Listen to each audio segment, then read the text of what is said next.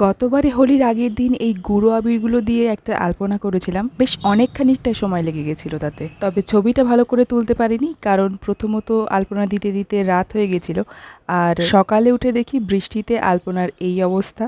গতবারের মতন এবারেও আলপনা দিতে বসেছিলাম, তবে হঠাৎ করেই মনে হলো গতবার তো গুঁড়ো আবির দিয়ে দিলাম, এবার দেখি জলে গুলিয়ে দিয়ে দেওয়া যায় কিনা। অনেক বছর আগে একবার ঘরের মেঝেতে এইভাবে আলপনা দিতে চেষ্টা করেছিলাম, তখন হয়নি। হতে পারে আবিরে জলের পরিমাণ বেশি হয়ে গেছিল। তবে এবারে দিয়েছিলাম ছাদের মেঝেতে, আর সারাদিনের রোদে মেঝেটা একেবারে গরম ছিল, তাই আবিরের রংটা পড়ার সঙ্গে সঙ্গেই টেনে নিচ্ছিল, আর কালারটা মোটামুটি হচ্ছিল, খুব বেশি ব্রাইট হচ্ছিল না। তবে যে রংটা এখানে ঢেলে গেল সেই রংটা এখানে করতে গিয়ে দেখি অন্যরকম হয়ে গেছে। এটা কেন হলো জানি না। বাই দ্য ওয়ে, আজকে বোধহয় আমার ভয়েসের ব্যাকগ্রাউন্ডে প্রচুর এক্সট্রা নয়েজ পাচ্ছি, সেগুলোকে উপেক্ষা করে আমার ভিডিওটা এতক্ষণ দেখার জন্য আপনাদেরকে অশেষ ধন্যবাদ। তো যেটা বলছিলাম, গুঁড়ো আবিরে সময় বেশি লাগছিল বলে আমি এইভাবে গুলিয়ে নিয়েছিলাম, তবে এতেও কিন্তু কম সময় লাগেনি। নর্মাল রঙে যেভাবে তুলি টানা যায়, এটার ক্ষেত্রে সেটা হচ্ছিল না। তবে গাঢ় করে আবির গুললে তো আরো হচ্ছিল না, তাই এই আলপনাটা কমপ্লিট করতেও কম সময় লাগেনি। বিকেল বেলা শুরু করে প্রায় 7:30 বেজে গেছিল আলপনাটা কমপ্লিট করতে করতে।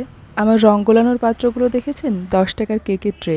ধোয়া ধুয়ের ঝামেলা নেই, সোজা ফেলে দেবো। আমার মনে হয় রঙিন আলপনার কালার কম্বিনেশনগুলো আমি ঠিক করে সেট করতে পারি না, তাই হয়তো নর্মাল সাদা আলপনাটাই আমার কাছে বেশি ভালো লাগে।